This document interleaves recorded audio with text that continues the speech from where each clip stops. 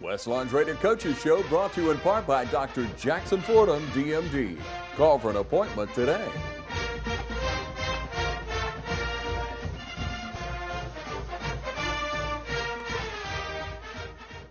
All right, welcome out, ladies and gentlemen, to West Lawrence High School. We caught up with Coach Kagan McLean, and we want to talk a little football today for Raider fans and for fans alike. Football season into, week 4 or so for most of us. That's right, yeah. And, a week off early, and I guess you have a week off late because of the region, right? Yeah, we've got a week off right before we hit that last little stretch of 2 or 3 region games. So, right in the middle of region play, we'll have another off week. Yeah, it's nice there. And, hey, Coach, you thought it'd be real nice here, and I guess it has been, but we want to back up and talk about a couple of injuries that you told us about last week we were on the show, and people have been real concerned about that, what's going to happen. So let's run down for people who may not remember the young men that are suffering from an injury right now. Yeah, we still got Dre Bonner, still a little gimpy with an ankle injury he suffered a few weeks ago.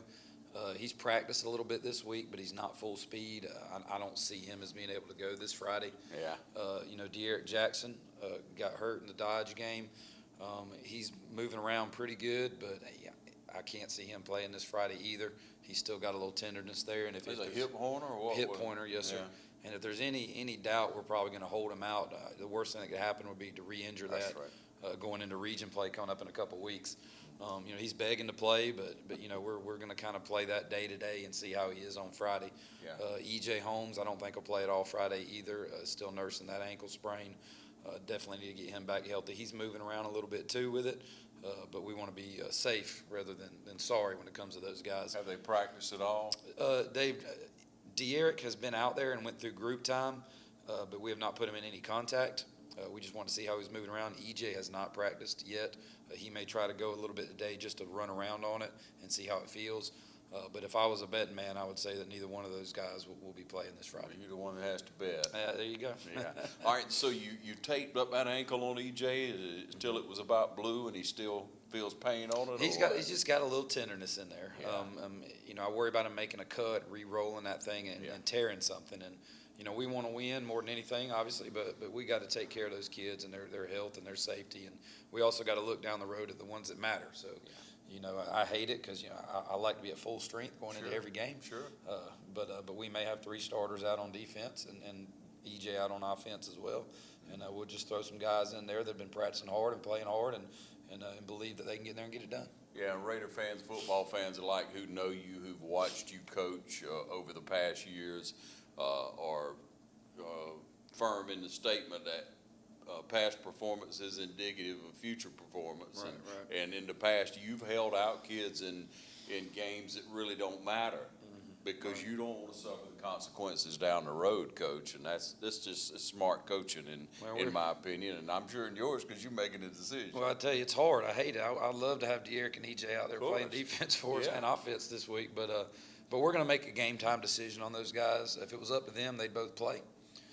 But we're going to evaluate them and see how they're moving around today and tomorrow. And if they're not 100%, I don't want to risk. Both of their injuries are the type that if they get out there and tweak it a little bit, it could be another 2 weeks before they recover. And we definitely don't want that to happen. Yeah, and anyone who's participated in sports, who works out on a regular basis, if you have something that doesn't feel right, if you have an injury, and it may feel terrible on the onset, and then in 5-7 days you feeling a little bit better, but still you got to take it easy.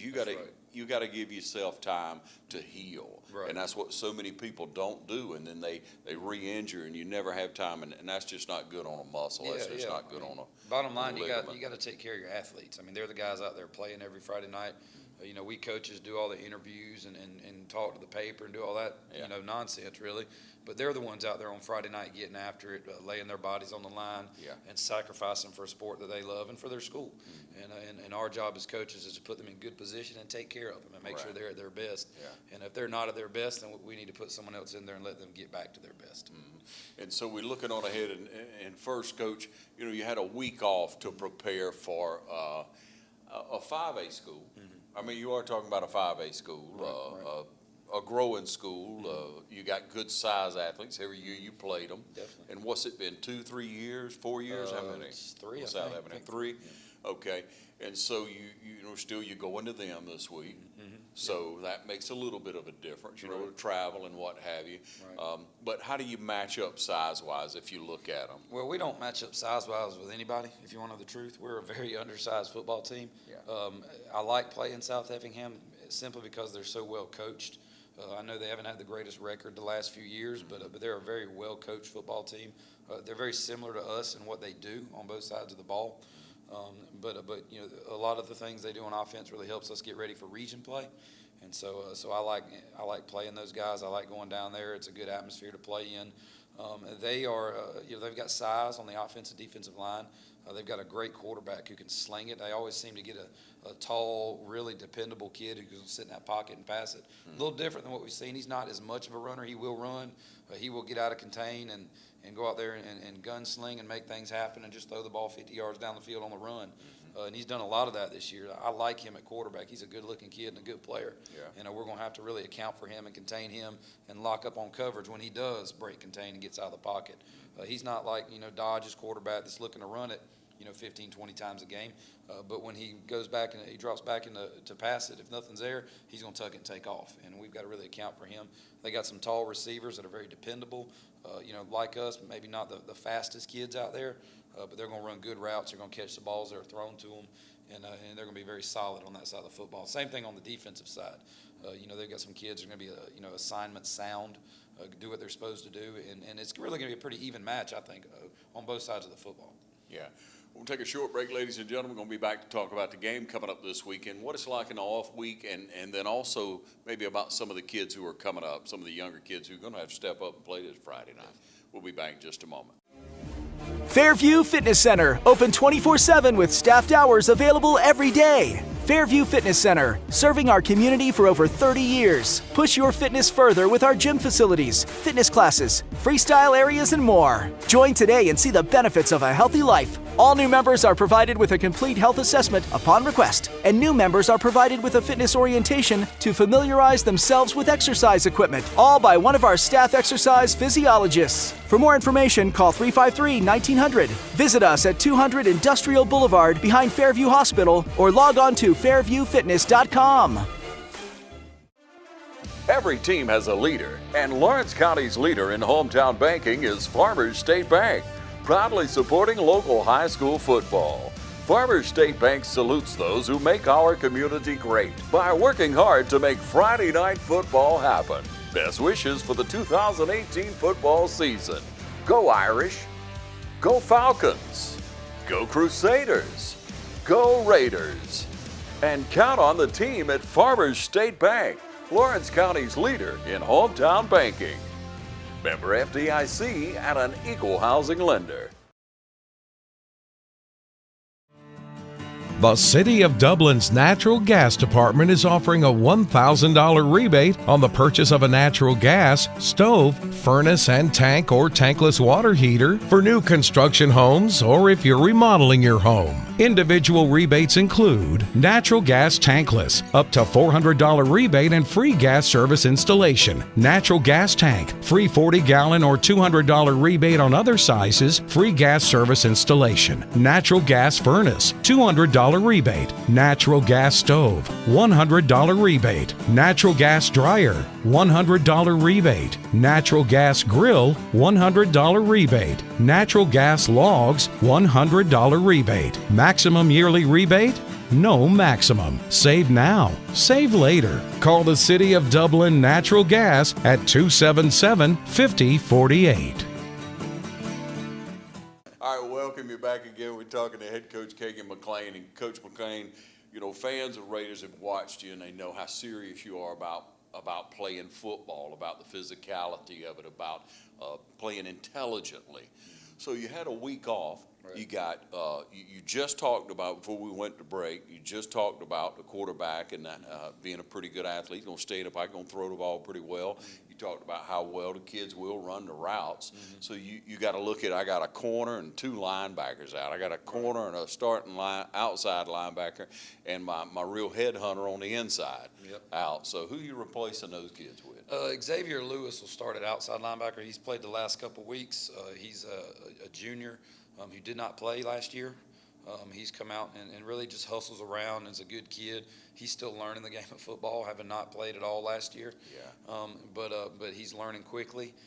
He's not quite as physical as we want him to be yet, but that's going to come with being in the weight room another year and getting bigger and getting stronger. But he's a very coachable kid, and he's done a solid job for us filling in for Dre the last 2 weeks.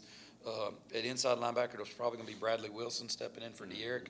Okay. Bradley plays receiver and tight end for us on offense, so he's going to have to go both ways a little bit this Friday.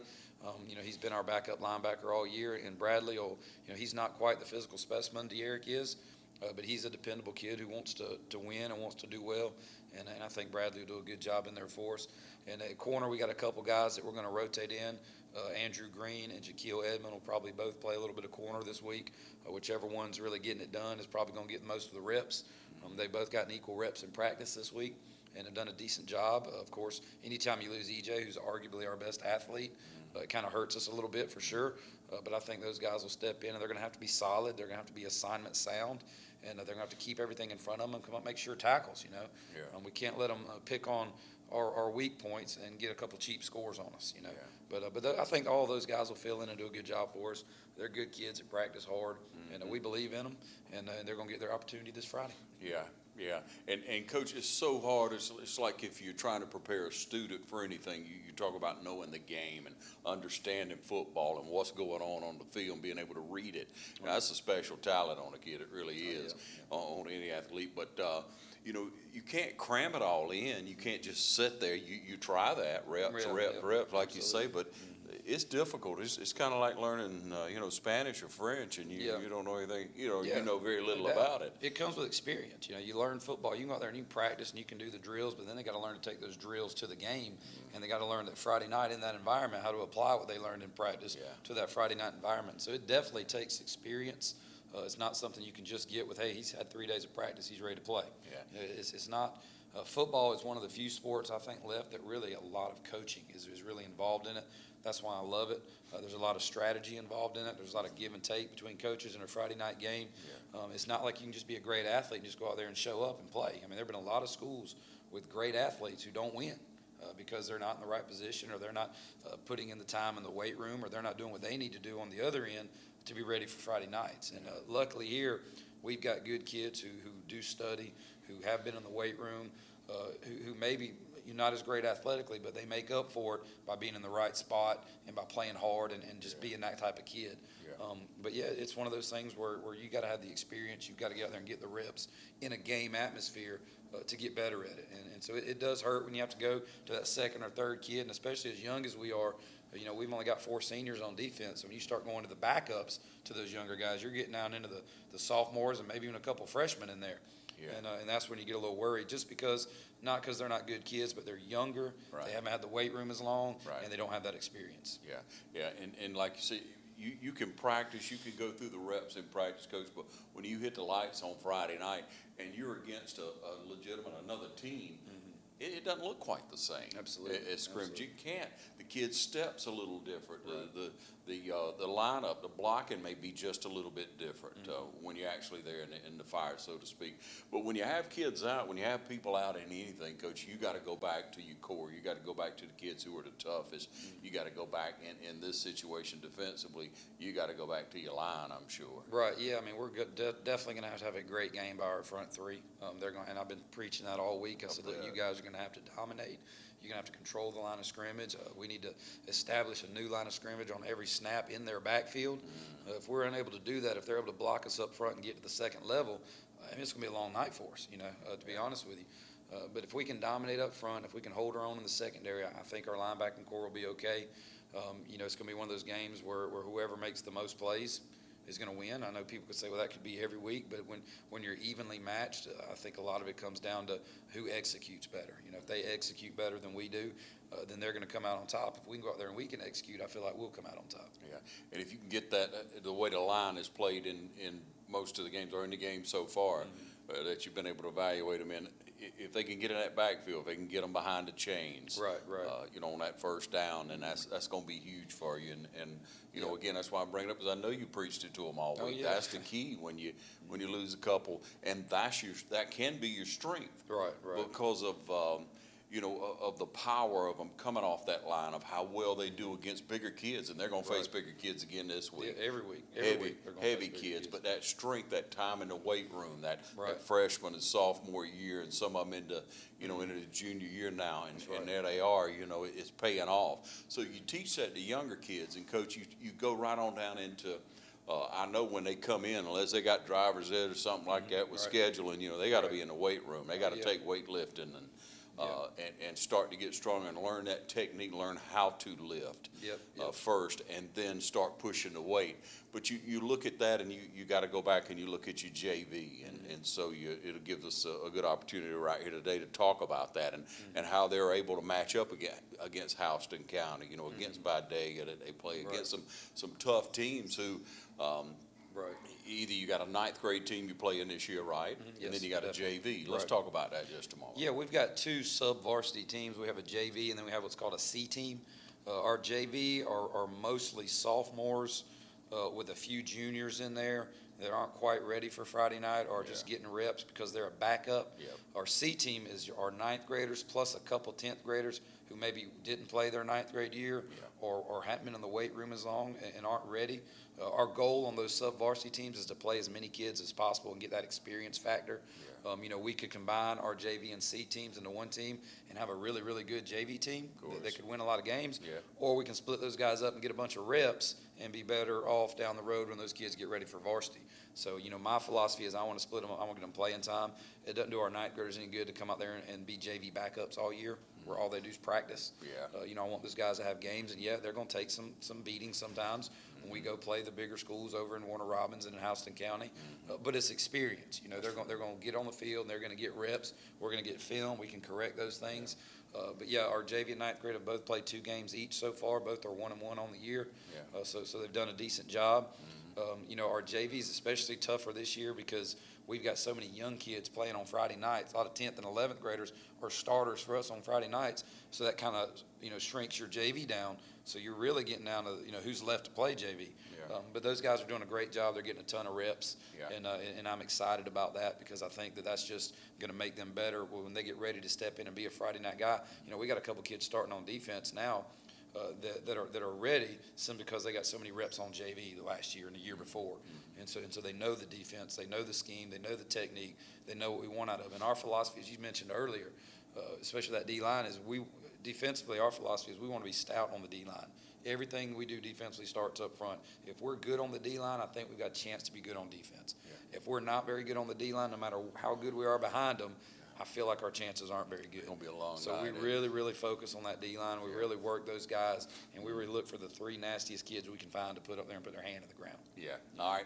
And then let's talk a little bit about that middle school because, we changed some things around. You all changed some things around last year, I believe it was. Right. And so let's talk about what's going on there. They played a game yet? Yeah, they've played a couple games. I think they're 0-2 right now on the year, if I'm not mistaken. But it's really a developmental thing down there with the middle school. I know they graduated a decent 8th grade class last year, so they got a lot of new guys out there playing too. But they do a good job down there with the middle school of getting those kids in the weight room. We were able to donate all of our old racks. We were able to redo our weight room this year and sent them, and our old racks were still in pretty good shape. So they've got a ton of racks and a ton of equipment down there where they can really get to work and learn those fundamentals and learn those techniques and be ahead of the game when they get to me. And really, I look at middle school as, we want to teach those kids our offense, our defense, our philosophy of doing things, our way of practicing, our ways in the weight room, so that when they get here, they're ready. And, we want to win those games down there. But ultimately, it's a developmental thing to me. We want to get them in our program and get them doing things our way so when they get to high school, they're ready to go. So, Coach, you're just there now that the same type of offense is being run in the middle school is going to carry through, right? Yeah, I mean, that's something, and I'm sure we did that in years past. I don't know since I wasn't, the head man, but I know the last couple of years we have really stressed that, hey, we want to use our terminology, run our offense, run our defense, modify it for middle school because it's different in middle school.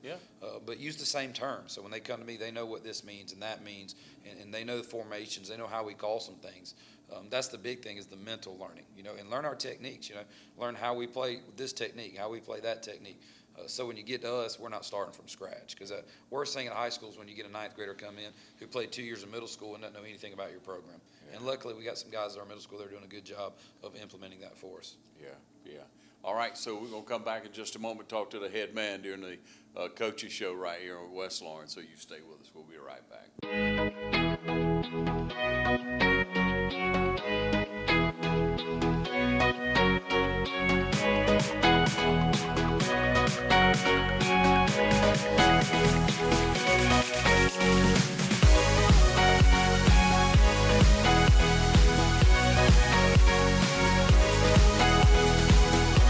Oconee Fall Line Technical College. Think differently about college. New student registration begins August 1st. I had my wedding out here May 5th. It was beautiful. Mr. Richard is amazing to work with, very attentive to detail, and keeps everything very nice and neat out here. Mr. Nesbitt is a top-notch fella. He's a very honest and wonderful person to do business with. He makes everything easy. He always makes sure it's in tip-top shape. I definitely would recommend Mr. Nesbitt and this place. We're conveniently located just 1 mile off Interstate 16 on Highway 19. Let our team take care of every detail of your next event. Call us today at 278-1295 or 278-1217. Renesda Banquets and Events, 1827 Highway 19 South, just 1 mile south of Interstate 16 in Dublin. Imagine a life-changing injury. Imagine the fear and unknown. The Houston Clinic Sports Medicine Team, the only physicians in the area with advanced certification in orthopedic sports medicine, treats sports injuries with innovative techniques. The Houston Clinic has helped nearly 1 million athletes live without pain. Imagine getting back in the game. Imagine the best game of your life. The Houston Clinic Sports Medicine Team. Portions of this program are brought to you by Curry Companies and Curry Residential, your Caldwell banker, providing real estate services since 1902. All right, welcome you back, ladies and gentlemen. Again, here with head coach Kagan McLean, and we're talking football at West Lawrence, and it's so important, Coach, for fans to travel well, and usually West Lawrence travels well. Right. But we got a little ride this week. Yeah, we're going a couple hours away, heading over to the coast. I know there's the hurricane threat over there. Right now, everything looks good as far as I've been in contact with the head coach and the AD over there. There was some talk early in the week that they may possibly have to evacuate, but right now it looks like it's turned north a little bit, and they're going to be okay. They're thinking 20% chance of rain, if any at all. I know that kind of deters some people. Hey, hurricane on the coast, we're not going to travel over there. Yeah. And it's a 2-hour ride. It's really a fun place to play, though. They got a nice little atmosphere over there. Got a good school, good setup. Their fans are very supportive. So it's a neat place to go play a football game. So I would encourage all the Raider Nation to come out and support us and head over and cheer us on. I think the weather's going to be okay. I think everything's going to hold off, so there shouldn't be any excuses there. Yeah. All right, so travel this Friday night. We need you to turn out for the Raiders and really get in behind them and stay in behind them this year. These young men grow up each and every week, and so it's important for you to be there to encourage them, to cheer them on, so to speak. But, Coach, in looking back, you had good success with them, and you like the style of ball. And then also looking forward, not past this week, but just to acknowledge, you picked up another 5A team in Statesboro. Right. Those guys are in the same region. Yes. That's a good region, a well-coached region, I guess. Oh, yeah, really good region. Wayne County, Statesboro, South Effingham's over there. They got a lot. We played Wayne a couple years ago.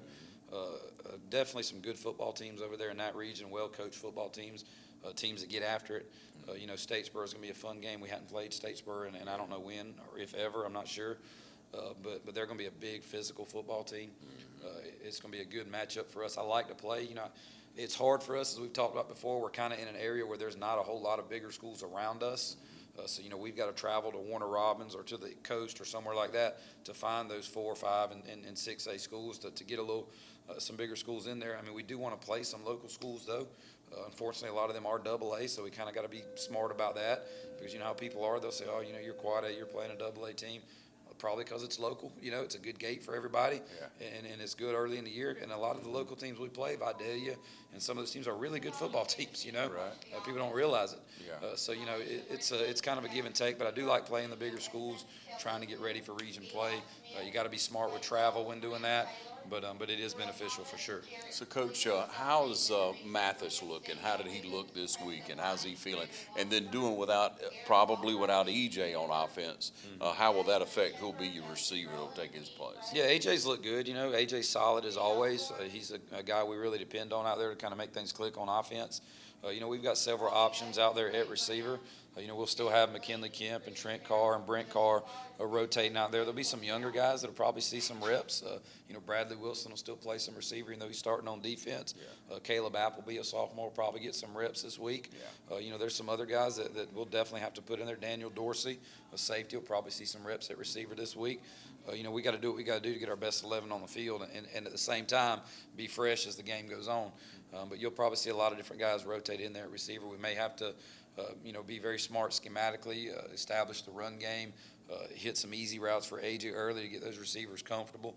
But I have full confidence in AJ and our offensive staff that they're going to put our kids in the best position, and we're going to have a chance to make plays. Yeah, we're looking forward to it, Coach. Looking forward to a great week. We encourage you to travel blue and get on your feet and cheer the Raiders on this week as they travel to South Effingham. Thank you, Coach, for what you do. No problem. Thank you. West Lawn's Rated Coaches Show brought to you in part by Dr. Jackson Fordham, DMD. Call for an appointment today.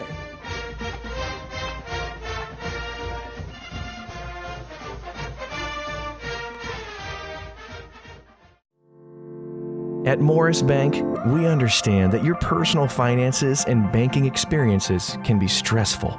We also know that it doesn't have to be that way. That's why for over 60 years, we've dedicated ourselves to providing common sense banking to people just like you. Even when I started working here, there was a definite vibe that you felt when you walked in the door, from the music that you're always going to hear playing to the hello, good to see you, welcome, how can we help you? You know, it's just a different experience when you bank here. We work hard to combine the latest online mobile technology and top-notch customer service that allows us to do just that. We realize our customers have choices, but what sets us apart is the personal service that we provide that they may not receive at larger institutions. We like to make you feel at home, and we like to make the process as easy as possible when you're banking with us. But we're not focused on helping just our customers. We are equally dedicated to supporting the community we are a part of. Just this year alone, we've logged thousands of community service hours and provided significant financial support to the communities we serve. Something that sets us apart at Morris Bank is what we give back to the communities in which we serve. And as the communities continue to grow, that brings more business and more industry into the area, and it's just this circle effect of giving back and receiving what the community can offer. We want to make sure you have the best banking experience possible. Come see us or give us a call to find out what makes Morris Bank different, because we're banking on you.